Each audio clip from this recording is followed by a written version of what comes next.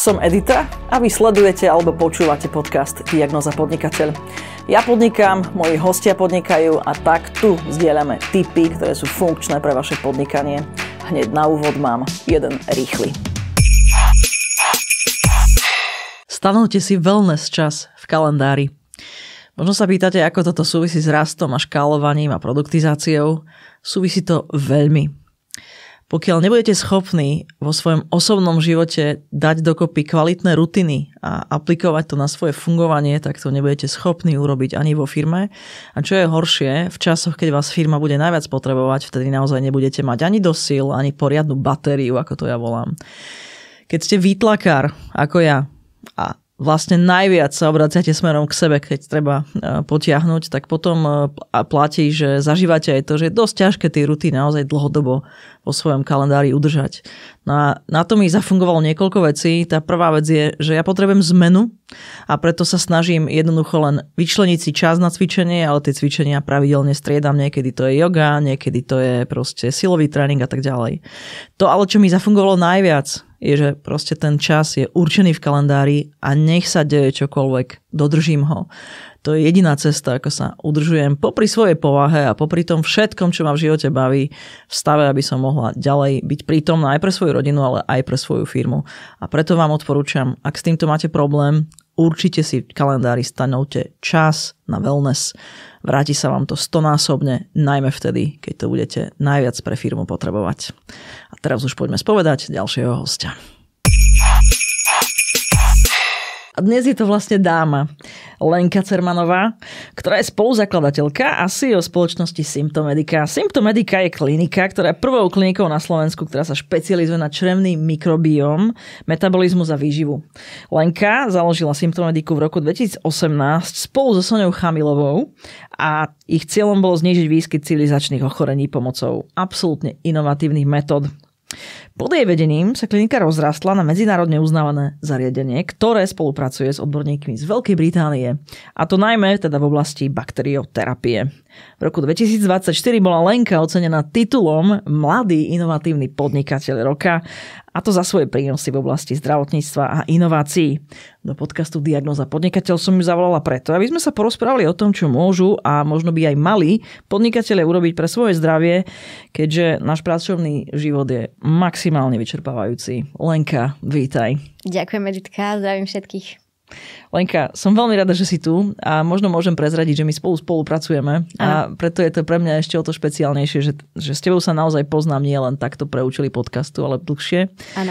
Takže fakt sa teším na ten rozhovor, ale chcem ti povedať, že u každého fakt, že s každým začínam rovnako, takže ide prvá otázka, rovno odpálime. Prosím ťa, prečo by si mali ľudia Symptomedicu vybrať? Takže z hurta. Dobre, ale výborná otázka. Ja si myslím, že každému komunikujeme už 7 rokov, že našou hlavnou takou výhodou alebo aj zámerom, ktorý je taký unikátny, je, že my nepotlačame symptómy a príznaky liekmi, ale naozaj sa snažíme nájsť príčinu tých problémov pacienta. A to naozaj v tom črevnom mikrobiome, o ktorom sa určite porozprávame a jeho, nielen tým, že ho analyzujeme, ale tým, že ho optimalizujeme. A potom také možno, že klišé veta, ale my začíname tam, kde iní už nejak strácajú silu. A myslím to, aj vysvetlím, ako to myslím, lebo to je v podstate preto, že my sme Symptomedicu položili nad rámec klasickej medicíny. Jasné. To znamená, že nie sme okliešťení mantinelmi a my dokonca aj nechávame tú rolu klasických ambulancií na tých lekárov v štátnom systéme alebo aj v súkromnom, pretože my nie sme taká klasická gastro alebo imuno alebo alergologická ambulancia. Nás zaujímalo všetko to, čo sa cez systém, cez poisťovne nedá. Čiže vlastne tam, kde už je tá diagnóza taká nešpecifická, že dyspepsia alebo nejaký... Tomu vôbec nerozumiem, ale chápem, to znamená že je to nešpecifický tráviaci problém, nikto nevie aký, ale zapíšu to pod kódom a tam je stopka. Hej? Alebo označia toho pacienta ako hypochondra alebo niečo psychosomatické. Tak my tam nastupujeme a hľadáme tú príčinu. Takže to si myslím, že v tomto sme unikátni. Taktiež preto, že sa venujeme personalizovanej medicíne. Personalizovaná medicína je náročná na čas a na prácu, čiže v našej ambulancii nesedí 40 pacientov, alebo teda v čakárni, ale sú to tak 4 pacienti denne, aby sme to za 8 hodín stihli. Môžem potvrdiť. Tak a zároveň naše také moto, ktoré používame častokrát, že aby ste nás viac nepotrebovali. To znamená, že my sa nesnažíme ich točiť v chronicite alebo aby nás do nekonečna navštevovali s tým svojím ochorením, ale naozaj sa im snažíme pomôcť tak, aby sa naučili počas tej terapie, ktorú sme na mieru pre nich navrhli, čo majú robiť, ako to majú robiť, aby to vedeli zaviesť do svojho života, aby to bolo čo najprirodzenejšie. Tie zmeny životného štýlu, ale aj tie nejaké nariadenia, ktoré dáme a aby nás už naozaj do budúcna nepotrebovali, aby sa naozaj nie liečili, ale vyliečili. Tak myslím si, že preto to by nás mali navštíviť. Lenka, určite sa k tomu ešte dostaneme. Hneď mi popapovali v hlave veci, čo by som sa chcela dopýtať. Ja. Ale mám taký koncept tohto podcastu, že na to, aby ľudia vedeli, s kým sa vlastne zhovárajú, že trošku ťa predstavme, že ako si vlastne, prečo podnikáš v tom, s čím podnikáš a tak ďalej. Takže prosím ťa, ja viem, že ty máš vyštudovanú vlastne medicínu, alebo teda nejakým spôsobom aspoň trošičku vjazd do toho biznisu, ktorý máš tam je, ale že vieš, jedna vec je to vyštudovať, druhá vec je s tým podnikať. Takže skúsiš povedať trošku, že jak si sa k tomu ty dostala takto, že nakoniec podnikáš a máte kliniku? No, toto je dlhý príbeh. Skúsim to skrátiť. Ja nie som múdr, akože nie som vyštudovaná v medicíne. Paradoxne, ja som sa bála medicíny. Bála som sa konkrétne chémie. Inak som mala vybrané biológia, chémia. Zľakla som sa chémia, išla som biológia, fyzika. Maturovať, kombinácia úžasná. Vôbec spolu nesúvisia, lebo však ideš buď matika, fyzika, alebo biológia, chémia. Čiže táto kombinácia úžasná. A nakoniec som paradoxne skončila na chemickej fakulte, pretože to človeka dobehne, respektíve človeka ako som ja, ktorý na silu potlačí niečo, čo úplne cíti a vtedy som podľahla tlaku rodičov, ktorí mi tú prihlášku nedovolili podať, takže ja som nakoniec išla na verejné zdravotníctvo, to ma vôbec nebavilo, ale lákalo ma to pomáhať ľuďom alebo mať moc ovplyvniť niečo, nejaké procesy, zlepšiť zdravotníctvo a myslela som, že verejné zdravotníctvo, to tak znelo, že to je ono, nebolo. A potom som skončila na chemickej fakulte, no a tam som sa naučila chemiu a technológiu potravín a to, ako potraviny ovplyvňujú zdravie človeka, čo do nich dávame, aké prímesy, čo to všetko spúšťa, aké bioaktívne látky sú v nich a ako to ovplyvňuje gény, ktoré v sebe máme. A zároveň som počas školy pracovala v ambulancii metabolických porúch a látkovej výmeny a tam som videla tie dopady na pacientoch. Rozumiem. Na tej chronicite. A podnikanie nemôžem povedať, že by som to mala vždy v hlave ako nejaký cieľ. Ja si myslím, že to prišlo ako kombinácia mojich vlastností a okolností, ktoré sa stali. A čo boli tie okolnosti? No, to bolo práve tá práca v ambulancii, kedy aj zároveň študuješ, aj vidíš ten dopad, čiže obe strany tej mince. A potom nastala situácia v tej ambulancii, kedy ja som videla, že možno ani nie, že nenazvem to diera na trhu, ale zacítila som príležitosť, ako by som konečne mohla pomôcť pacientom a možno aj zlepšiť zdravotníctvo, lebo ja som vždy chcela urobiť niečo, čo za mnou bude vidieť. Nejaký taký naozaj, že viditeľný krok. A prišla som na to, že vlastne ešte tak možno len spomeniem, že v roku 2000 sa zmapoval ľudský génom a lekári, biológovia, vedci strašne tomu pripisovali veľký význam, že konečne už budeme vedieť, prečo tie civilizačné ochorenia. A zistilo sa, že tá genetická výbava, tie gény nie sú až tak kľúčové a určujúce, ako tie baktérie, ktoré žijú v čreve. Rozumiem. A tam som sa z celého toho tela sústredila na mikrobióm, na baktérie, vírusy, kvasinky, ktoré sú v čreve. A jednoducho som pocítila, že analyzovať mikrobióm, sekvenovať mikrobióm by malo zmysel. No a ešte stále to nebola ambícia založiť kliniku, respektíve v tom čase ambulanciu, ale ja som chodila za lekármi a snažila som sa im vysvetliť, že toto chcete. Toto je progresívne. A čo si stretla, prosím ťa? A veľa odmietania, veľmi veľa odmietania. Až si pamätám, že som na jednom chodníku, na obrubníku som si tak stála, som si tak pohumkávala a zrazu som si povedala, že tak fajn, tak to založím ja. No vtedy už terajšia moja spoločnička Sonia, s ktorou som sa spoznala na kurze angličtiny, toto bol takisto paradox šialený. Ona vytreštila na mňa oči, že to nemyslíš vážne, však my nie sme ani jedna doktorka a ako to chceš urobiť, že budeme zamestnávať lekárov. A takto som jej predstavila svoju ideu. Ona do podnikania nechcela ísť, pretože ona už mala podnikanie za sebou. Ona bola v sfére športu, mala kedysi posilovne a tak ďalej, fitness centra.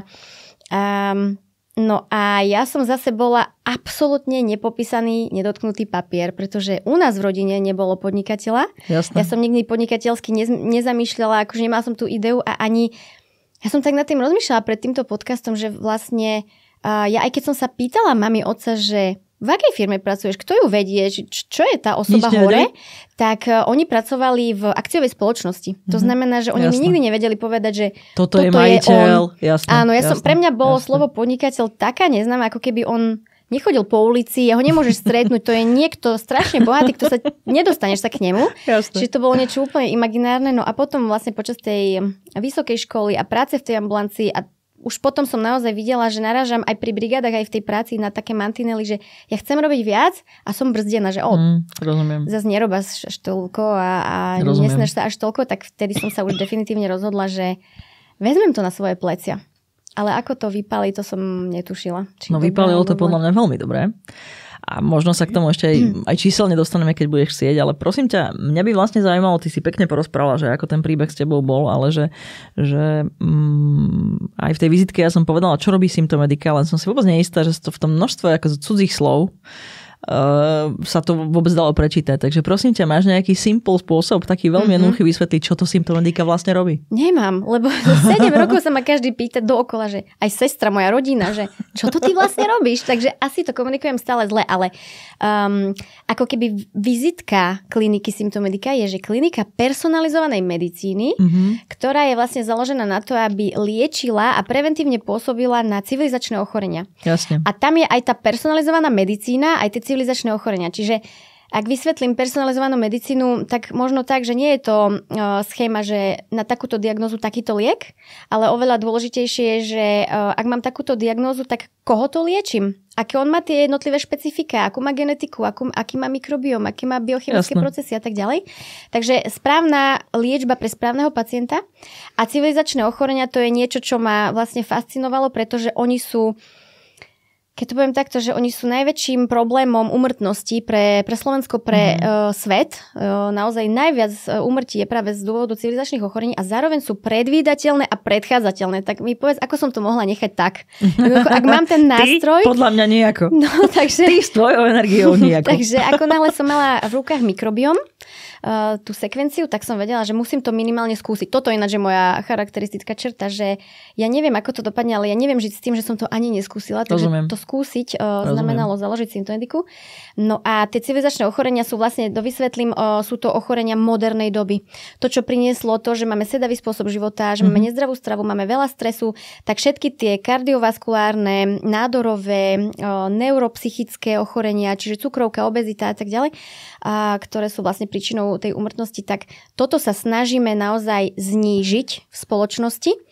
A prinieslo to takú famóznu vec, že tým, že my sa snažíme znížiť civilizačné ochorenia, tak v podstate ruka v ruke sme začali bojovať s antibiotickou rezistenciou, pretože Symptomedica nepredpisuje lieky. Nie sme alternatíva, žiadne také nejaké ani mávanie čarovným prútikom, ani homeopatika. My sme naozaj evidence-based, ale snažíme sa do poslednej chvíle vyhnúť antibiotikám. Čiže všetko to, čo sa dá zvládnuť stravou alebo rôznymi bioaktívnymi látkami, probiotikami, zmenou mikrobiomu, tak riešime takto. Za éru Symptomediky sme predpísali antibiotika raz. Rozumiem. Koľko rokov existuje Symptomedica? 7 rok. To je veľmi dôležitý kontext. Počuj, Lenka, ja sa s tebou pokúsim povedať, čo si ja myslím, že vy robíte. Dobre? Lebo spolu nejaký čas robíme. A možno to pomôže. A zoberieme to ale tak, že vieš, ľudia najlepšie rozumejú na príklade.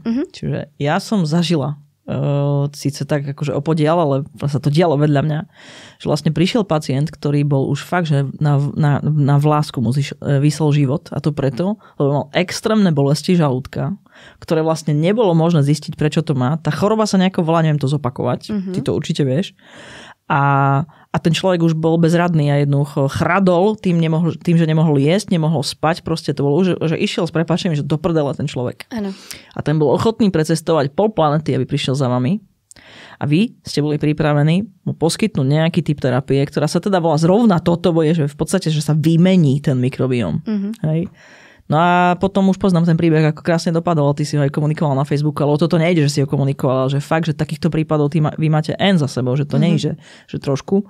Čiže podľa mňa vy máte 3 služby, také kľúčové v tej klinike, ktoré na rôzne typy chorôb naozaj dokážu dosť zásadným spôsobom vplývať, ale takže radikálne. Človek odchádzal podľa mňa uzdravený. Ja chápem, že ešte kopu má dôsledkov, lebo tá únava, nespanie a tak ďalej, ale ten človek vyzeral, ako keby ste mu pichli, ty vole, ja neviem, nejaký čarovný elixír. Tak toto podľa mňa robíte. Dobre som popísala? Áno, dobre. Dobre si to popísala.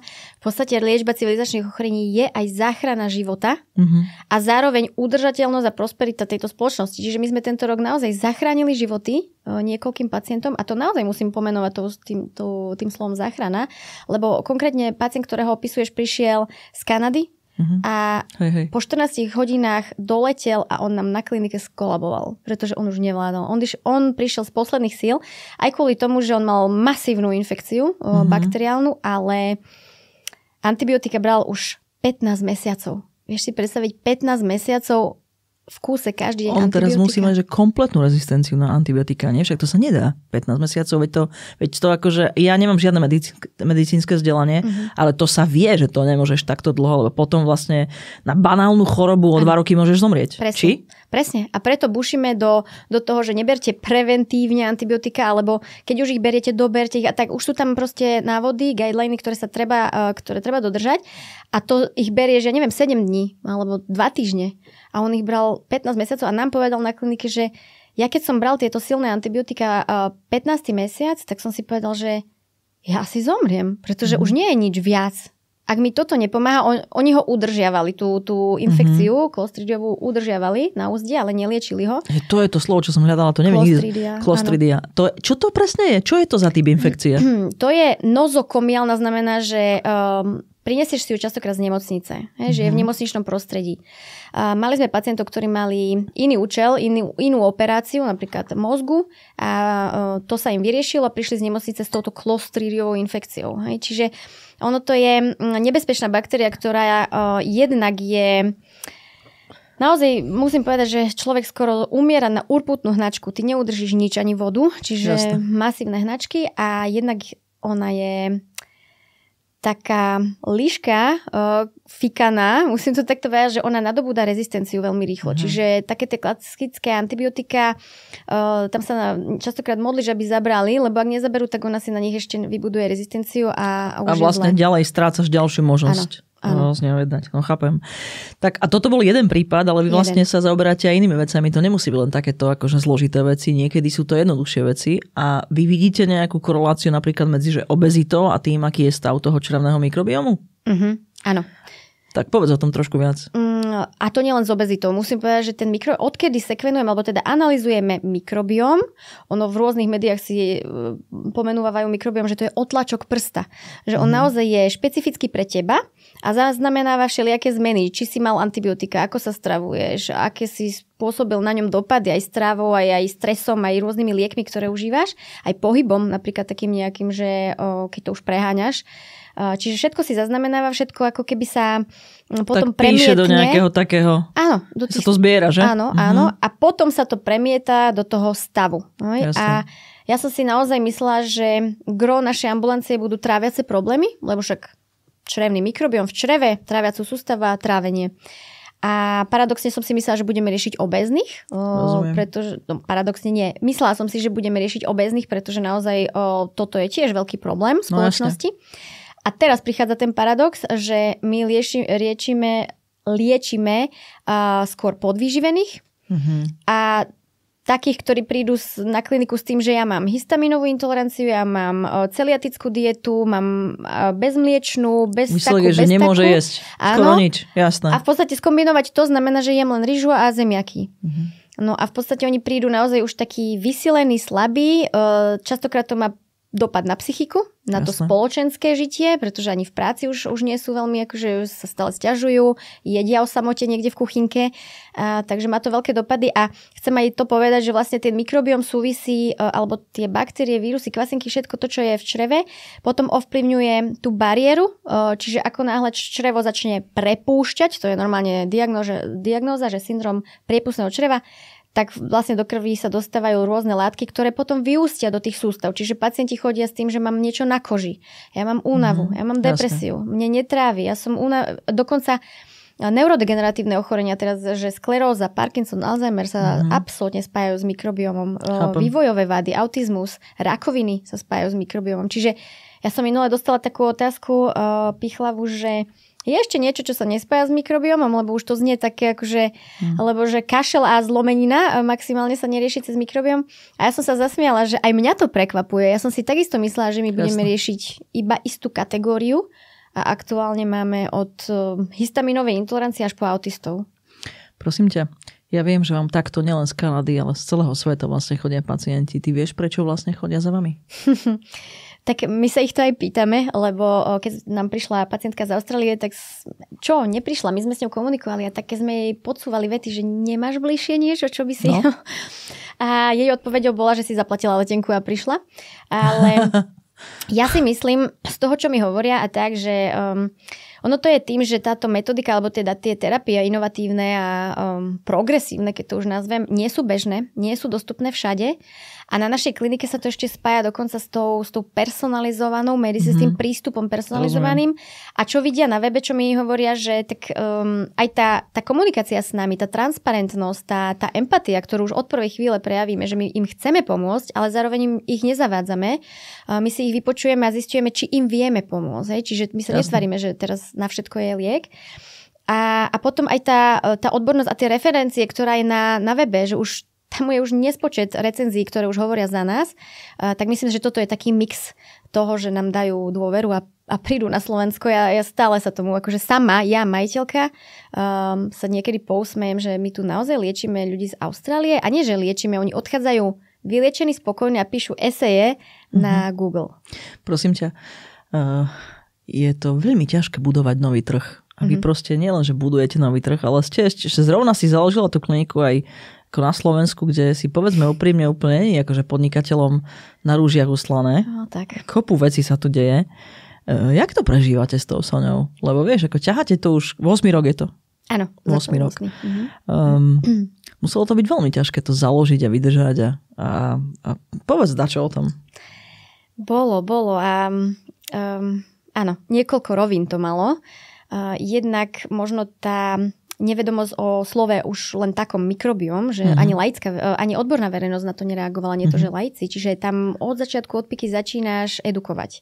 A to je veľmi náročné. Ja som naozaj teraz aj rada za konkurenciu, ktorá prichádza, hovorí mikrobiom a jeho dôležitosť. Lebo buduje trh, že? Áno. Toto ja hovorím, aj my budujeme také slovo, že produktizácia a tu dokola musím vysvetľovať. Ja sa teším na prvú konkurenciu, lebo konečne niekto ďalší bude budovať trh pre nás. Ja to mám rovnako. Naozaj som sa potešila, keď sa objavili a cítili to, lebo som pochopila, že oni pochopili, že je to dôležité. Čiže jednak tá edukácia od piky, musím to tak povedať, je úplne iné zdvihnúť telefón dnes, keď už vedia, že toto chcem, hento chcem, tamto chcem a u vás to chcem, ako keď zavolali, že ja som nejak na vás natrafila, čo vy vlastne mi viete, ako mi viete a čo to je ten mikrobióm. Takže edukovať laickú odbornú verejnosť. Ďalší problém, a to teraz naozaj musím povedať, že som bola minulý týždeň za štátnym tajomníkom mu toto povedať, dietológia ako odbor. Na Slovensku nie je dietológ atestácia. To znamená, to všetko moji zamestnanci, ktorých som hľadala, aby sa pridali do týmu, aby to boli lekári, lebo ja som dala výživu do rúk lekárom, nie žiadni výživoví poradcovia po rýchlo kurze víkendovom. Tak to museli byť nejakí nadšenci alebo odbočenci zo systému, ktorí sa sami vzdelávajú, ktorí pochopili tú dôležitosť, ktorí nechcú ísť len striktne podľa guidelinov, že toto je diagnóza, toto je liek. Takže naozaj aj toto nájsť na Slovensku, čiže to bolo veľmi ťažké a aj je, preto už máme aj zahraničných spolupracovníkov. No a potom ešte aj tá rola ženy a najmladšej v tíme, tak to som vlastne pochopila až neskôr, že to niekto môže mať ako problém, lebo mne to bolo od začiatku také, že však to je jedno kto, alebo čo, ale áno, lekári jednoducho majú takéto svoje lekárske ego, čo ja im neberiem, oni sú naozaj famózni, ale neradi si dávajú kafra do veci a sú naučení, že lekár má svoju ambulanciu a robí si svoje, alebo je v nemocnici a má tam nejakých nadriadených, ale založiť firmu ako nelekár, mladá žena, Na Slovensku. Na Slovensku a s mikrobiomom, tak to už bola kombinácia, že naozaj top. Čo je, Lenka, toto ty robíš od malička? Že takéto si ako dávaš výzvy? Hej, áno. Toto je podľa mňa jediná vec, pre ktorú sa to celé dá. Áno, všetci si myslia, že ja som maximálne ambiciozná, cieľavedomá a moja jediná črta je, že tvrdohlavosť. Ja si niečo zaujmiením, ja sa hodím a potom len sa čudujem, že aha, ono to vyšlo, dobre, fajn. No počúvaj, tak nám trochu povedz, že ešte kde ti slúži tá tvrdohlavosť? Lebo niekde ti môže aj prekážať. Na to sa pýtať nebudem. No, áno, že by si chcela zdieľať, ale že kde ti ešte slúži to, že si tvrdohlava? No, myslím si, že tá tvrdohlavosť ovplyvnila aj to, čo som spomenula na začiatku, že nešla som na medicínu a nakoniec mám kliniku personalizovanej medicíny a som aj rada, že nie som doktor, lebo možno by to dopadlo inak, možno by som bola pokazená iným smerom, takto som stále nadšená z medicíny. Dokonca predstav si, ja som taký blázon, že ja som mala tým, že išla so mnou do spoločnosti, alebo teda firmu so mnou zakladala spoločnička, ktorá mala podnikateľské vedomosti a ja nie, tak som sa dala do akcelerátora, že ja sa musím všetko o podnikaní naučiť. A to nie, že teraz, že ako sa podniká a business model Canva, alebo hocičo, ale ja som si dala, že soft skillové vedomosti, copywriting, SEO, ja som kódovala vo frontende, lebo mňa to zaujímalo, že ja nechcem, aby ma oblbovali marketéri, že čo oni mi tam robia, aké analýzy. Čiže čo si, WordPress alebo HTML, alebo čo to je? WordPress, áno. Čiže ja som si to vyskúšala, potom všelijaké také akože SEO, PPC, copywriting je tak, potom som si zmyslela, že ja musím nadobudnúť viacero medicínskych, tak som si dala na Harvarde imunológiu a genetiku, ktorú som tam urobila, akože diaľkovo. A to sa dá vzdialene? To sa dá diaľkovo, že? Hej, to si spomíname. Aj ekonomia sa dá, by the way, keď niekto by chcel, tak všetko biznisové sa dá na Harvarde, takto vzdialene. A to je proste, ja si myslím, že to je stále o tej tvrdohlavosti, že ja si stále niečo tvrdohlavo poviem, že, ale pointa je, že ja však iba vyskúšam. Aj tá chemická, vieš, že najprv nejdeš na medicínu, lebo sa bojíš chémie a potom ideš na chemickú a tiež môj argument, že mami, vedia, iba vyskúšam. Ono to naozaj nemusí výjsť. Ja som s tým OK, ale neviem s tým zaspávať, že som to neskúsila. No a zrazu všetko vyjde a moje motto životné je, že všetko je možné. A čo je nemožné, trvá len o čosi dlhšie. Lebo takto obídem a nakoniec to spravím. Takže... Lenka, my sme tu v podnikateľskom podcaste, takže v ďalšej časti, až preskočíme túto, o ktorej ti za chvíľku poviem, sa určite chcem vrátiť k tomu, že či chodia za vami aj podnikatelia, čo by sme s tým mohli robiť, lebo však to je téma podcastu, takže, ale prosím ťa, že ideme do takej časti podcastu, kde kladiem takých, že 5 rýchlych otázok. Super. A oni sú najlepšie vtedy, keď ty vôbec nerozmýšľaš, že povieš na prvú, dobre, 1-2 vety. Môžeme ísť na to? Dobre. Tak prosím ťa, čo ti napadne, keď poviem tvoja firma? Moja druhá rodina. OK. Aká je tvoja tajná zbraň proti stresu? Proti stresu? Prechádzky. Ja veľa chodím a do toho jem čokoládu. Akú čokoládu? Horkú, mliečnú, bielu. Mne to je úplne... Všetko možné? To je proste... A ja ju ani necmúlam. Ja ju hryzem barbarsky úplne že od nervov. A toto je tá kombinácia. Chápem. Chodiť a hryzať do čokolády. Nevyzeráš tak. Znamená to, že máš málo stresu? To by nemôžem povedať, ale asi veľa chodím. Viac, jak jem. Viac chodíš, alebo ti dobre spaľuje. Áno. Ktorého konkurenta fakt, že obdivuješ? Takého, ktorý ma dobieha, predbieha. Proste súťažíme. Ja milujem ten konkurenčný boj. Mňa to motivuje. Ty si sa narodila podľa mňa pre podnikanie. Akú najlepšiu výhovorku na meškanie, na pracovné stretnutie si vypočula? Vypočula? Či použila? Ja aj tak daj to druhé, to je ešte lepšie. Lebo ja musím povedať, že vôbec nemeškam nikdy nikam, ale raz som použila, nie výhovorku, ono sa mi to naozaj stalo, že prepáčte, ja prídem neskoro, lebo ja nemôžem otvoriť dvere na aute. Čo sa stalo? A pozdravujem všetkých majiteľov Mini Cooperov, lebo oni vedia, to sú naše lásky, nevymenili by sme ich za nič na svete, ale keď mrzne, oni nám vedia pripraviť také veci, že nastúpeš cez kufor, naozaj. Fakt? OK. A je to moja láska. A ktorú som si vypočula, tak raz mi dal jeden pán, že ale ja nemeškám, ja som vám chcel dať priestor, aby ste sa lepšie na mňa pripravili. Tak tomu hovorím, prenesenie zodpovednosti. No, tak, a to som si tak zapamätala, že OK, to je zaujímavé. Možno sa to niekedy bude hodiť. Aj keď ja teda tiež sa snažím nemeškať. Naozaj to nemám rada, myslím, že to je rešpekt, že nemešká človek. Tak. Ktorá najobľúbenejšia fráza v e-mailovej komunikácii ťa privádza do šialenstva? Slovičko ASAP. Ja neznášam slovičko ASAP. As soon as possible. Toto keď mi napíšu na horúcu masť na vrelú masť ma hodili. A čo robíš potom? Aj tá odpoveď je potom taká ASAP. OK. No. Paráda. Prosím ťa, máš nejakú vtipnú historku, ktorú by si chcela zdieľať? No tie, ktoré... No, tým, že myslím z podnikania, ale pár si jakú zdieľaj, ale naozaj, že ak máš takú podnikateľskú, tak by sa to teraz hodilo. Ono, vieš, Editka, my máme biznis, ktorý je založený na analýzy stolice. Čiže tým, že analyzujeme stolicu a pacienti nám nosia stolicu a aj transplantujeme ako keby baktérie zo stolice, tak tých vtípkov je dosť veľa. My sme aj taký dobrý tým, že vieme si naozaj povtipkovať aj s pacientmi, už my chceli kadečo ukazovať, vysvetľovať a tak ďalej. Čiže smiešných situácií bolo veľa. Ale z biznisového si pamätám, a on sa aj nájde, o kom hovorím, pretože raz sa mi stala taká vec, a ja vôbec neviem, či je to vtipné, ale vo mne to ostalo, že išla som vybavovať za firmu, to bol 2. rok podnikania, web stránku sme potrebovali, čiže marketingovo nejak akože zlepšiť. A teraz našla som si firmu, išla som tam, venoval sa mi majiteľ firmy a ja akože tiež z pozície majiteľa a strašne dlho sme sa bavili, ja neviem, 1-2, ale fakt, že dopodrobná o tom, že jak to je ťažké nastaviť zdravotnícky marketing a že s tým sme sa stretli, toto by som chcela, takto to chcem.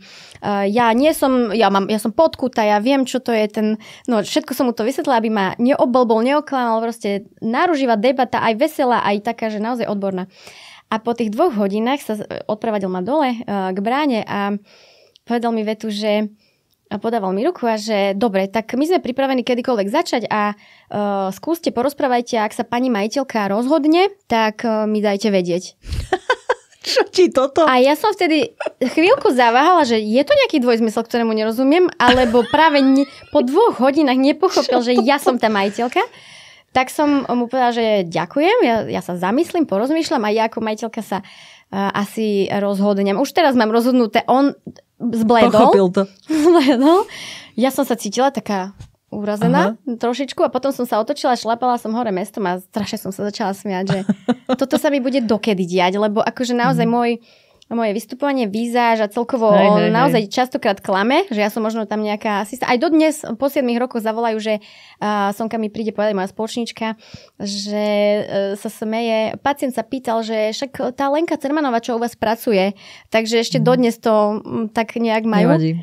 A nie je to z ničoho iného, len možno z tej vizáže, alebo neviem, že si ma tak zaradia. Raz to prejde, to ti môžem zodpovedne povedať. Dialo sa mi to takisto. Áno, tak super. Takže prešlo to. Prešlo.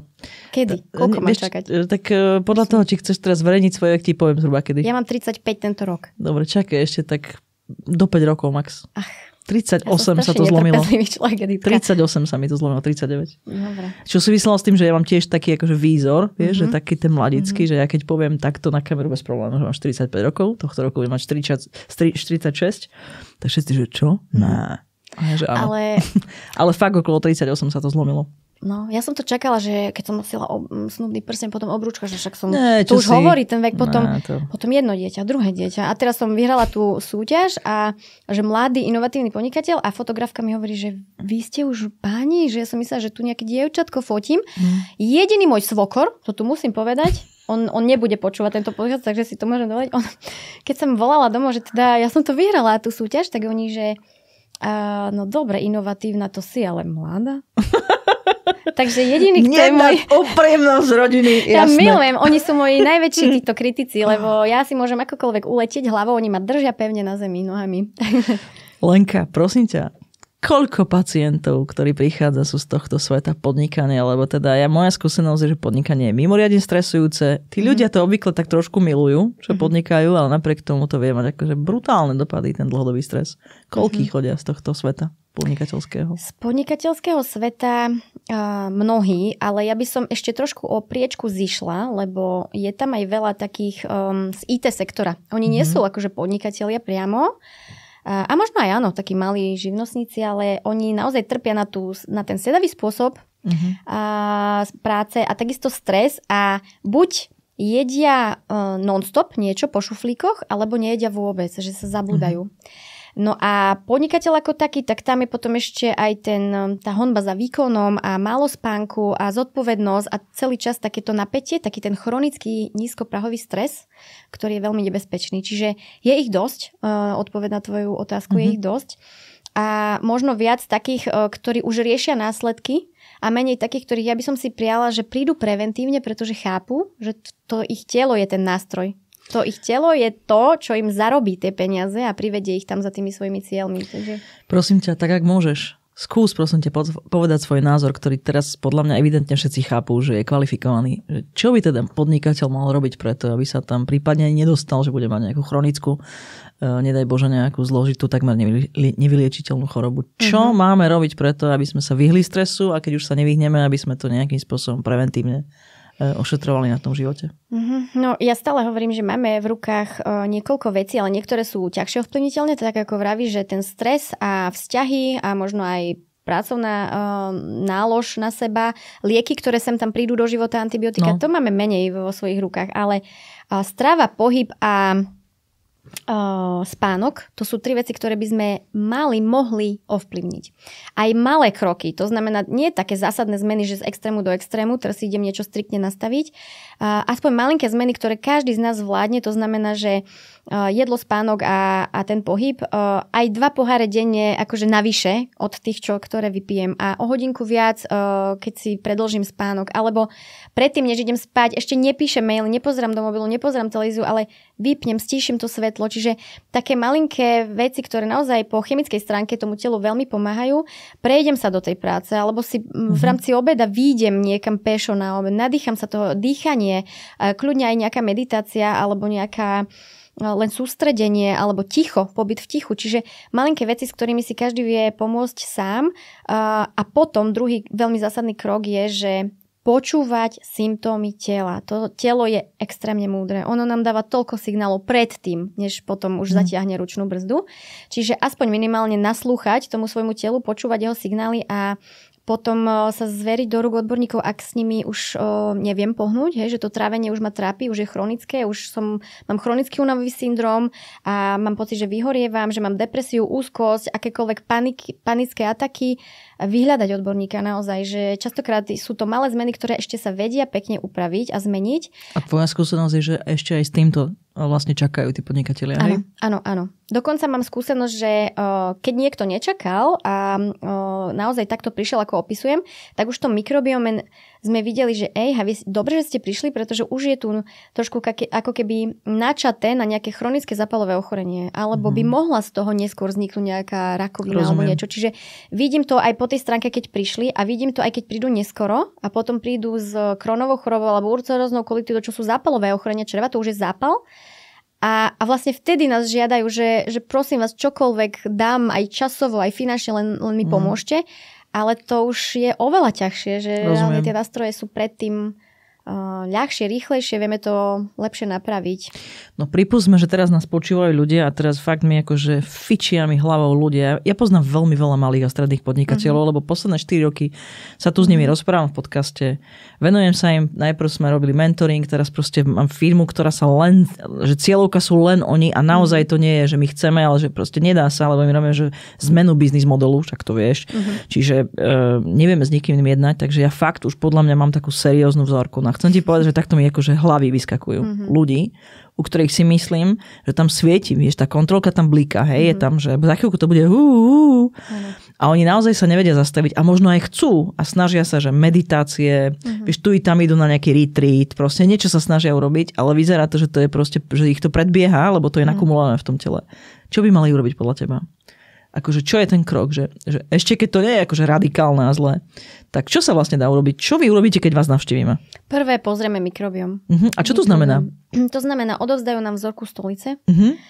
My ju zosekvenujeme, respektíve dáme ju vyhodnotiť a pozrieme sa, čo tam vlastne je. Lebo zásadný rozdiel medzi gastro, keby si prišla do gastroenterologickej ambulancie, tak tá endoskopia alebo kolonoskopia, závisí od toho, či tá hadica ide z hora alebo z dola, vidí už orgánové zmeny, štruktúry. To znamená, ty máš políp, nejakú dieru v čreve, divertikulu, alebo už ti tam rastie nejaký nádor. A to už je neskoro. Ten mikrobióm my vieme a to ich nestojí nič, len doma si odobrať vzorku, priniesť nám ju a v podstate my im povieme, je to horšie a musíte sa trošku zastaviť, musíte zatiahnuť a teraz chvíľu naozaj sa venovať sebe, alebo im dáme základné nastavenia, že len toto vylaďte a pokračujte v pohode ďalej. Čiže dá sa toho veľa, lebo naozaj ak už budeme musieť meniť črevný mikrobióm od zdravého darcu a podobné veci, ktoré aj robíme. To už je aj vážny zásah do toho tela. To už je naozaj. A je to aj sakra drahé, to si povedzme úprimne. Áno. A moja otázka je, či oni naozaj majú čas ležať niekde v nemocnici alebo byť práce neschopní. Toto si treba naozaj položiť tú otázku. Hej, že či ešte nie je čas radšej prísť hodinku, dve pokonzultovať s doktorom o výžive a o tom, aby sme ich naučili, ako sa denne stravovať a riešiť to svoje zdravie a životný štýl. Alebo potom radšej niekde ležať bezvládny.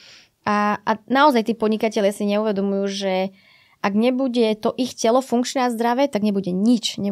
A oni si veľakrát počujem v podcastoch, že si uvedomujú, že ako sa to povie, investícia do seba má zmysel, ale oni tým myslia vzdelanie, áno, kurzy rozvoj osobný, presne tak. Ale by som to trošku ešte posunula na tom spektre a presmerovala na nich ako na ich zdravie, že investícia do svojho zdravia.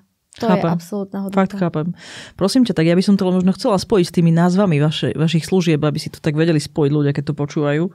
Čiže vy vlastne robíte takéto biochemické vyladenie a to vzniká potom, čo vlastne vy najprv vyšetríte tú stolicu a zistíte v tom mikrobiome, teda v tom mikrobiome, že čo je vlastne problém, hej? Ano. Tak? No, vyšetrenie mikrobiomu je zo stolice. Rozumiem. Ak potrebujeme vedieť metabolizmus a všetky biochemické dráhy skontrolovať a že naozaj prečo tá depresia, prečo tá úzkosť, prečo tá, únava chronická, tak berieme aj krv, aj moč a niekedy aj sliny. To znamená, že všetky biologické, či teda látky, ktoré môžu nám ukázať parametre dôležité, či už zapalové, tráviace, imunitné, všetko vezmeme, akýkoľvek biologický materiál. A z toho potom vyplynie, že čo tomu človeku vlastne je. Preto som na začiatku povedala, že my hľadáme príčinu, dokým ju nenájdeme. A čo všetko sa v tom dá vidieť? Všetko. Ja mám pocit, že tým, že nemáme poisťovne, že nie sme obmedzení nejakým, ja neviem, že iba 10 markerov ti teraz viem vyhodnotiť, tak ty vieš akúkoľvek sústavu, čokoľvek vieš zistiť, pretože to telo v tých tekutinách sú absolútne jasné signály v tých molekulách. A ty potom vieš k tomu adekvátne pristúpiť nejakou nápravou, nejakou terapiou. Prosím ťa, môžeme zase nejaký príklad povedať? Skús možno posledných 5 vecí povedať, čo ste tam videli. Fakt, čo je také konkrétne. Čo sa týka napríklad štítna žľaza, krvný tlak, alebo teda diabetes druhého typu, cukrovka druhého typu. Tam čiže ty to vidíš, že to nastupuje? Že to nastupuje, že sa to tam schyluje, že sa to blíži. Čo ešte? Tak ako som povedala, aj tie prediktívne markery vidíme, že mohlo by z toho byť zápalové ochorenie čreva. Že by mohla prísť tá klostridia. Nie, to je zápal, ktorý potom ľudia že to nie je infekcia, to je normálne, že znútra vznikne. Chápem. Alebo naozaj, že je tam patogen, ako spomínaš, ktorý prerastá a ak toto podcenia, lebo ešte sa drží na úzde, lebo ešte im, nezlyhala imunita, alebo nastupuje nejaké autoimunitné ochorenie. Čiže to je veľmi časté ináč, z toho stresu a z toho podceňovania imunity. Takže vieme tam odhaliť, vieme ešte prediktívne pôsobiť, alebo teda preventívne pôsobiť predtým, než to nastane a napríklad aj zabrzdiť tomu ochoreniu, že veľakrát presmerovať, vylepšiť, zoptimalizovať, lebo práve mikrobióm nám to dovoluje. Čo to presne znamená, že vylepšiť? Čo poviete tomu človeku? Že takto spí a takto jedz a tu máš ešte nejaké probiotika? Či čo robíte? No, tá terapia je komplexná, čiže ono to v podstate lekári, keď to vezmem, sú z tej časti aj psychológovia a naozaj rozoberú tomu klientovi aj to, aké má pracovné prostredie, aké má vzťahy a tak, ale úplne gro, čo my robíme je, že vlastne v tom mikrobiome ty vidíš, aké baktérie tam sú, kvasinky, vírusy, ale hlavne baktérie, v akých množstvách, či sú aktívne, to znamená, že nie len to, že ja vidím, že laktobacily tam sú, ale oni produkujú tie látky, ktoré majú produkovať. Čiže vytvárajú tie molekuly, ktoré sú potom dôležité pre hlavu. Hej? Ten dopamín, serotonín, všetky tieto, alebo vitamíny rôzne. A keď to nie je kľudne, z toho môže byť depresia, hej? Z toho to je. Čiže to vyladenie, alebo to zoptimalizovanie znamená, že následne na to my im skúšame všetko, čo sa dá dať stravou. Hej? Tie bioaktívne látky, ktoré ak teda vedia príjmať, ak vedia tráviť, lebo sú aj pacienti, ktorí už naozaj ryža zemiaky, čiže potrebujú skôr probiotika, prebiotika, bioaktívne látky, vitamíny, minerály, peptidy. Všetko suplementačne dodať, hej, aby potom mohli aj normálne jesť. Čiže aj komerčné probiotika vieme namiešať aj personalizované rôzne doplnky priamo na mieru tomu mikrobiomu presne podľa individuálnych potrieb toho pacienta. Ako to než vyzerá? To som sa ja nikdy nespýtala. Ja viem, že u vás sú teda personalizované probiotika, ale čo to je? To je tobolka či injekcie? Čo to je? My máme práškovú formu, pretože máme rôznych pacientov aj autistov. To sypeš do vody či čo? Do vody. A to potom piješ ráno alebo kedy? Alebo poviete, že kedy alebo ako? Aj to časovanie doktor nastaví, všetko nastaví a hlavne je to naozaj nastavené podľa iba tvojej sekvencie. Nie je to komerčný produkt, že toto je dobré na trávenie, toto je dobré na úzkosť, ale naozaj podľa tvojich potrieb, čiže ako keby všetko, čo je pod a nad optimum, tak sa snažíme natlačiť do toho optima, to telo začne reagovať, začne fungovať, doplnia sa rôzne látky, vitamíny, minerály, aj peptidy. Alebo potom už naozaj kombináciou všelijakých služieb, čiže trochu z toho, že máme napríklad autistov, ktorí nevedia začať výživou, čiže ich najprv suplementačne nastavíme, potom im riadíme výživu a nakoniec im ešte dávame aj špeciálnu bakterioterapiu, ktorá vlastne podporí ten mikrobióm alebo ho rovno vymieňa pomaličky postupne, aby sa naštartovali. Čiže to sú všetko také hry s molekulami. Ale keď sa v tom vyznáš a máš dobrých odborníkov, čo my na klinike máme, že špičku, tak to je normálne, oni sú čarodejníci. To, čo dokážu s tými molekulami, lieky toto nedokážu niektoré, že naozaj väčšina liekov aj tak len potláča niečo akútne. Prosím ťa, ja sa chcem spýtať takú vec, ktorá žiaľ sa stáva, že keď je človek akutný, tak vtedy chce všetko. Vtedy hocičo, hej? Že nestáva sa vám u tých chronických a špeciálne tých podnikateľov, sme v podnikateľskom podcaste, že vlastne vy ich fixnete a oni potom naspäť na staré kole? A stáva sa aj to, väčšinou je to z toho dôvodu, že ešte sa im to asi nevnorilo do toho takého bežného života, lebo inak tie terapie, čo nastavujeme, chceme, aby boli aby nevnímali, že vôbec nejakú terapiu dodržujú. Hej? Že najlepšia dieta je tak, o ktorej nevieš. Ale skôr sa nám stáva, že oni ako si to položila tú otázku, že oni nám... vrátili, vieš, že vtedy sú ochotní. Aha, to akútne, to som sa chcela... Keď je to akútne, čokoľvek, ale potom už, keď už je to vyriešené, tak potom trochu menej, že? Ale to je aj našim cieľom, že v podstate na začiatku je to dôležité, aby všetko dodržali, 80% minimálne musia akože dodržať a zvoľňujeme, až to nastane do takého, že oni nás nepotrebujú ani tie striktné nastavenia, čo aj to by to tak malo byť, že sa to má akože zoptimalizovať tak, aby už nemuseli toľko doplnkov brať. Ale neznamená to, že by nemali zase málo spať. Nie, samozrejme. A oni im, akože, pozri, našou úlohou je dať im také informácie, že vedia v akomkoľvek bode sa vrátiť na tú správnu cestu. Aj sa nám to deje, aj nám to potom píšu, že mne už bolo tak dobre, že ja už som jedol všetko. Ja som šiel do Talianska, ja som si tam A potom sa mi niečo zase, potom sa to zase zopsilo, tak som sa trošku ukludnil, ale už to nebolo také, ako v stave, keď som za vami prišiel. Rozumiem. Skôr mám pocit, že to akútne a chronické nám delí pacientov na to, že ten akútny je ochotnejší spolupracovať, ten chronický je taký, že nemáte nejakú pilulku rýchlu, zázračnú, že to mám naozaj meniť stravu, životný štýl, proste myslenie, že toto je pre nich ťažšie. Naštartovať sa a rozhodnúť sa vôbec pre to prvotné riešenie. Už potom sú disciplinovaní. Jasné.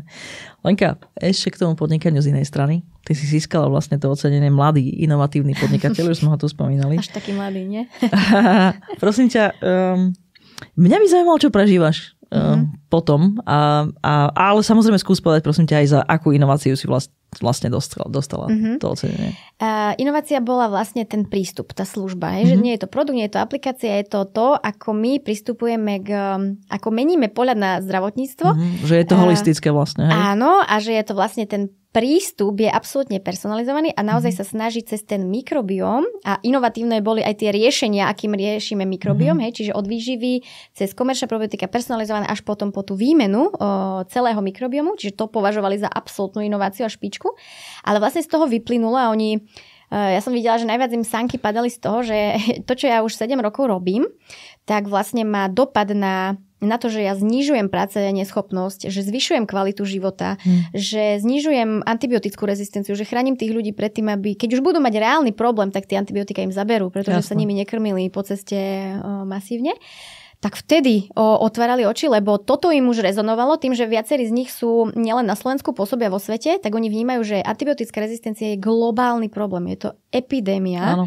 Čiže oni vtedy možno, že toto im tak zarezonovalo, lebo tak ako som povedala, že nie je to len o záchrane života pred tými, čo sa týka civilizačných ochorení, ale aj tá udržateľnosť, prosperita spoločnosti. Čiže ja si myslím, že po tých 7 rokoch konečne si ma všimli práve preto, že toto už nie je len taká, že prestíž pre Symptomediku, že darí sa nám, máme krásne recenzie a naozaj efektívne tým ľuďom pomáhame, ale to je prestíž pre celé Slovensko, pretože zatiaľ, čo tu zdravotná starostlivosť kľaká na kolena, tak za nami na Slovensko, za slovenskou klinikou, za našimi službami prichádza svet. To to som ani ja nečakala, že sa stane, musím povedať. Práve preto sa pýtam. No. Čo zažívaš ty ako človek? Odkedy si to dostala? Eufóriu, lebo ja som snílko, ja mám fantasmagorické predstavy, môj manžel ma tak ťaha za nohy, no ukludnime sa, ale ono sa to deje, ja si to proste vysnívam a o rok, 2, 3, 7 je to tu a niekedy to ešte aj prečí moje predstavy a ja som si myslela, že čo bude za tým, a už sa mi otvorili všelijaké opony a ja už vidím zase šialenstva, takže ja cítim eufóriu úplnú, pretože ja naozaj, aj včera som to písala na Facebook zrovna, že ja chcem zmeniť pohľad na zdravotnú starostlivosť. A chcem, aby nás globálne vnímali, aby Symptomedica bola nejakým lídrom v optimalizácii mikrobiomu a ono sa to fakt deje. Reálne nám tu talianskí vedci povedia, že toto vy robíte, však my máme také 3 riadky z vašej sekvencie 30 stranovej, že ako ste na to došli, že to je famózne. A čo potom s tým? Lebo však labák vám vie vyhodnotiť čokoľvek, ale ako to interpretujete? Kto to interpretuje? Že to je úžasné. Ukazujeme im naše výsledky. Čiže a ešte chcem, aby sa vlastne aj našou prácou okolité krajiny nakazili, keď už sme v tej terminológii, a aby sme spoločne potom naozaj zabojovali s tým globálnym problémom, s tou antibiotickou rezistenciou, ktorá nás môže naozaj zničiť. Poskytujete služby v Čechách alebo na Slovensku a cítite, že počet dostupných ľudí na trhu obmedzuje váš rast? Chcete predávať viac svojich služieb a nebyť limitovaný počtom dní, ktoré vaši ľudia dokážu odpracovať? Ozvite sa nám. V Terzose učíme firmy, ako premeniť ich služby na škálovateľné produkty a sprevádzame ich týmto procesom. Tak im pomáhame rásť. Oveľa rýchlejšie, ľahšie a ziskovejšie. Chcete o tom vedieť viac? Navštívte môj LinkedIn aj www.terzos.sk. Terzos. Meníme služby na škálovateľné produkty. Lenka, ty vieš, ja sa venujem rastu a škálovaniu malých a stredných podnikov a my spolupracujeme práve preto, lebo máte nejaké plány, ako aj produktizovať časť svojho biznisu. Takže ja sa na to fakt teším, lebo sme v nejakej úvodnej časti. Ale napriek tomu, teraz si hovorila o svojich snoch, takých víziách, čo by si chcela dosiahnuť. Mňa by zaujímalo podnikateľsky naozaj, čo by si rada dosiahla pre Symptomedicu ako firmu? Ako by si ju rada vyškálovala? Ja viem presne, ale trošku ma zabrzdilo také prekvapenie, že aj včera to vyšlo v nejakom denníku článok o mne, že neexpandovali sme, svet začal chodiť za nami. A mňa to strašne teší, ja mám z toho obrovskú radosť. No ale ja chcem expandovať, že doprčiť, že čo tu teraz chodia za mnou. Takže vlastne ja sa z toho sviem, ale práve tá naša spolupráca je aj z toho dôvodu, že ja vnímam 7 rokov a či sa to objavili nejakí takíto rôzni investori alebo také súťaže alebo ktokoľvek, tak najprv som ich zaujala a potom cúvli z dôvodu, že to je služba. Že to nie je na masy, že to nie je aplikácia, nejaký software a tak ďalej a ja som si, naposledy to boli normálne Indovia, sem prišli na Slovensko a hľadali niečo také zaujímavé, čo by zobrali ako franchise a my sme to nemali v polohe, že dobre, tak takýto model zoberte. A tiež ma to hnevalo preto, lebo bol dopyt zo spoločnosti, že založte Symptomedicu prosím aj v Banskej Bystrici, aj v Košiciach, alebo v Brne, alebo v Rakúsku. A my sme to nikdy neurobili, lebo Symptomedica takej kvality a takéhoto zloženia môže byť len jedna. Všetky ostatné by boli menej kvalitné a toto mi nedá spávať, že ja by som chcela... Ja verím, že to spolu krekneme mimochodom. No. A tých možností je veľmi veľa, ale teda chápem. A dostať to aj do sveta, ale v takej kvalite, v takom zložení a s takou ambíciou, ako má tá hlavná matka, tá Symptomedica. Čiže teraz si tak aj predstavujem, že možno vymyslíme spolu niečo, čo rozošleme do sveta a teoreticky, keď výstupom bude, že bakterioterapia, ktorá sa jedinečne robí na Slovensku, tak fajn, tak sa nám vrátia na Slovensko na tú terapiu, ale tú informáciu v tých aplikáciách, alebo ja neviem v čom to, musia mať všetci po svete globálne. Ja sa inak extrémne teším na našu záverečnú debatu z tej úvodnej časti spolupráce, ktorá je teraz pred nami. Lebo ma veľmi zaujíma, že kade sa rozhodnete ísť. Fakt, tak veľmi sa na to teším a ja verím, že takto pár rokov budeme konštatovať, že proste sa nám podarilo to kreknúť, ako to urobiť, aby tá kvalita ostala, pritom ste škálovať mohli. Lenka, pomaly sa blížime k záveru nášho podcastu. Škoda. Áno, súhlasím. A ja ešte predtým sa tak chcem dopýtať jednu vec a potom mám vždy také pravidelné otázky, ktoré zvyknem klásť. Dobre, takže tá moja posledná otázka k tomu rastu a škálovaniu je, že tá výzva je, aby to bolo rovnako kvalitné. Ano. Ešte nejakú inú výzvu cítiš, ktorá vlastne tomu bráni, aby ste rástli? No áno, pretože to personálne obsadenie, že ja neviem naklonovať tých svojich odborníkov, čiže ja potrebujem aj ten multidisciplinárny tím rozšíriť Chcem, aby sme boli aj viac službovo, ešte napriek tomu, že chceme aj produktivizovať a škálovať, ale chcem aj viac služieb zaradiť. Už mám teraz v hlave veci, ktoré ešte tí ľudia potrebujú. Ešte aj prácu s hlavou, ešte intravenóznu výživu, ešte ďalšie veci. Takže doplniť služby, doplniť personál, respektíve z rôznych oblastí ich podchytiť a potom ešte je tu jedna ambícia. Začalo sa také kolo okolo longevity po svete. A vysvetlíme prosím, čo je longevity. Áno, že taká dlhovekosť, akože dožiť sa dobrého veku, ale ja mám tam dodatok silný k týmto klinikám, že dožiť sa v plnom zdraví vysokého veku. Hej? A toto je pre mňa niečo, čo tiež chcem ešte posunúť. A ty vieš, že sa nám ozval taký americký milionár práve kvôli tomu potenciálu, že on mi vlastne otvoril oči, že Symptomedica má ešte aj v tomto potenciál, pretože vnútorné zdravie sa prejavuje aj na vonkajšku a aj na tej sile, aj na mentálnom, aj fyzickom zdraví. Čiže ja chcem naozaj aj liečiť a riešiť chronické stavy a pomáhať pacientom, ale chcem aj preventívne posunúť prevencie a účinné prevencie, nielen také, že už vyhľadávam chorých a toto považujem za prevenciu, ale naozaj preventívne pôsobiť. A potom chcem ísť aj do škále takej, ktorá ma baví, že naozaj si to vyskúšať na to longevity, na ten anti-aging a na to celkové kompletné zdravie, vitalitu tela. Takže to je veľa máš krásne sny a plány. No. Pokúsime sa ich zoradiť v nejakom poradí. Lenka, tak by som sa teda dostala k záveru toho podcastu a teda vždy kladiem také obvykle 2 otázky. Tak tá prvá by bola, že skúsme zaramcovať tú dnešnú tému a prosím ťa, ja som vlastne sa chcela dopýtať, takže kľudne dajme trošku dlhšiu odpoveď, lebo si sa tak bohovsky dotkla, ale tak trošku len všetkých tých 3 vecí, že spánok, strava a to tretie som aj teraz zabudla. Pohyb. Skús prosím ťa aj tieto aspekty tam povedať, že čo to teda znamená, čo by sa tam dalo doviesť, ale teda tá jednoduchá otázka znie, že čo môžeme my ako podnikatelia urobiť preto, pre naše zdravie, keď teda náš pracovný život je vyčerpávajúci.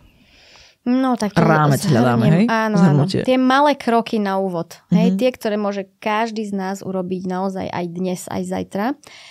Prepnúť si to nastavenie na to, že naozaj večer si tak nejak urobím nejaký rešerš dňa a poviem si, že prešiel som sa, nadýchol som sa, najedol som sa, napil som sa vody, oddychol som. Čiže a ak nie, tak to skúsim znova zajtra. Hej? Také tie normálne vzorce dostať do tých dní, že atomické návyky. Áno, presne tak. Že naozaj to nebrať ako nejakú zmenu, toto brať ako normálnu súčasť života, že sa prejdem do práce. Keď nemám nejaké ponáhľačky, meetingy, dobre, môžem sa aj prejsť, alebo na obed aspoň sa prejdem, dám si nejakú reštiku, ktorá je ďalej a tak ďalej. Čiže napiť sa, priznám sa, že toto mám aj ja zlozvyk, že Sonka ma obieha celý deň s 1 pohárom vody a všade, kde sa pohnem, za mnou chodí s tým 1 pohárom. Takže akože naozaj voda, pretože potom vznikajú migrény a únava a dbať na to. Zistila som, že sa chcem napiť, keď si o tom hovorila. A hlavne aj to jedlo. To jedlo má byť vyskladané tak, aby nie 2 hodiny ma potom uspávalo a kmárilo, ale naozaj tak, aby ma podporilo, veď to je energia, to nie sú len kalórie, na to netreba takto pozerať, že kalórie. To je energia, to sú látky, ktoré my potrebujeme pre mozog, hlavne podnikatelia, naozaj vyskladať si ho tak, aby bol vyskladaný dobre. Ak niekto nevie, ako si má vyskladať, naučíme. Nie je problém. Čiže tieto malé kroky. Potom by som povedala, prehovorím na podnikateľov aj v tom štýle, že ísť aj príkladom.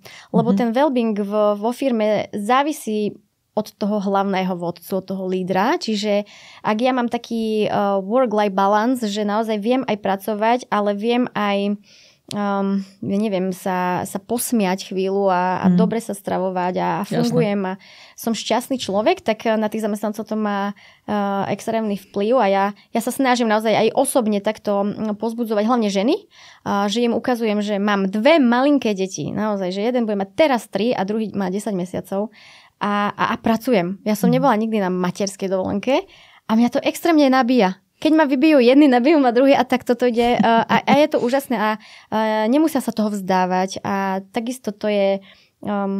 nemôžem povedať, že nie je to náročné, ale ja neviem, ono to tak krásne ide, keď vieš, čo máš robiť, lebo dobre, ja tú výživu vnímam, ja ju, ako keby, už toto mi odpadáva, že viem, čo kedy si dať a aj čo na tanier, ale mám zase veľa vecí, ktoré ja som sa musela doučiť, takže... Jasné, doučiť sa to dá. Doučiť sa to dá a myslieť potom, a tretí bod je myslieť aj na okolie, komunikovať, pretože vo firmách si všímam, hlavne pacienti chodia takí, že vlastne si ani nikto vo firme nevšimol, že oni nejedia. Hej? Alebo že jedia zle, alebo že jedia sami v kuchynke, lebo trpia na rôzne intolerancie, alergie. Čiže všímať si ako ten majiteľ, zamestnávateľ aj tých svojich zamestnancov, že to ich fyzické a mentálne zdravie, či sú OK. A ak nie, tak znova podporiť ich v tom, že ja neviem, dať im takýto program, kde im pozrieme mikrobióm, alebo sa im aspoň, alebo urobiť taký ten spoločný obed, že veľa vecí sa vyrieši aj pri spoločnom obede, že prisadneme k ním lebo naozaj chcem, takto z ambulancie vytiahnem, že veľa pacientov došlo do toho štádia, lebo na to boli sami. A že oni začali mať PPP, poruchy príjmu potravy, len kvôli tomu, že sa skrývali pred kolegami, pred spoločnosťou, oni jedli sami alebo nechceli obmedzovať ostatných, že ja toto nemôžem, poďme do vegánskej, poďme do indickej, ja neviem, aké reštaurácie. Čiže dbať o seba, všímať si okolie a snažiť sa urobiť aspoň malinké zmeny. A tie signály, ako náhle telo dáva, tak ich neodtlačať, lebo on potom to telo naozaj zatiahne ručnú brzdu.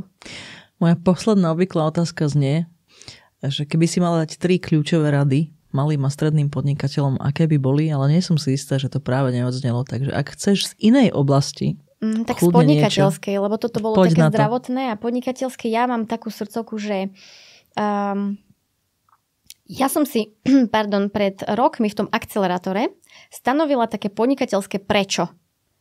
A už ma to strašne veľakrát zachránilo v tom podnikaní za 7 rokov. Vždy, keď som nejak, že zlé, tak si spomeniem, prečo to robím a kam to chcem. Vlastne, lebo všetko ťa tak opustí. Máš hore, dole, proste podnikateľ má každú hodinu pomaly inú. To je jazda. Ale to podnikateľské prečo, to bolo pre mňa akože kľúčové.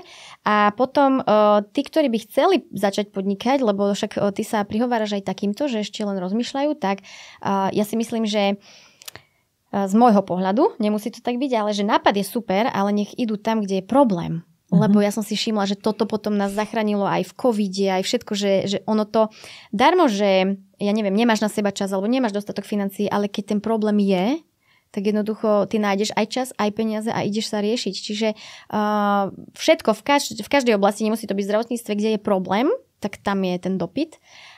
No a aby sa možno nedali odradiť, ja som takisto bola taká, že Ježinku, keď som povedala hocikomu, čo idem robiť, takže čo? Koľko odmietnutí si zažila schválne? Odmietnutí veľa, akože čo sa týka z oblasti tých spoluprác, ale mňa najviac trápilo to, že doma, že oni mi vlastne asi neveria, že oni si myslia, že sa idem tak hrajkať, alebo ja neviem, proste ani možno to vyplývalo z toho, že nerozumeli tomu, že čo to idem vlastne robiť, aký mikrobióm, aká výživa, optimalizácia, neviem čo, takže no a teraz, keď sme nadobudli tú spoluprácu s Britániou ohľadne tej výmeny mikrobiomu, aj tá transplantácia, tak to už úplne pozerajú na mňa, že čo? Že možno ani radšej nechcem vedieť, čo to robíš. Takže vydržať. Vydržať je návod, určite. Lenka, veľmi dobre sa mi s tebou rozprávalo. Ďakujem veľmi pekne, že si prišla. Myslím, že si rozdala extrémne veľa veľmi zaujímavých, takých insightful, nemám to slovenské slovo rád.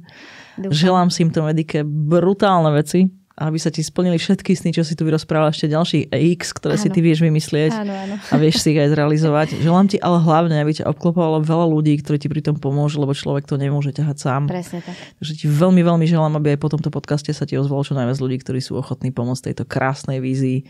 Všetko dobré a ďakujem, že si tu bola. Ďakujem veľmi pekne. Áno, to si najviac želám, správnych ľudí. Správne naladených ľudí a podobne aj tebe, Editka. Ďakujem veľmi pekne za pozvanie. Pozdravujem všetkých. Vypočujte si aj ďalší diel podcastu Diagnóza podnikateľ.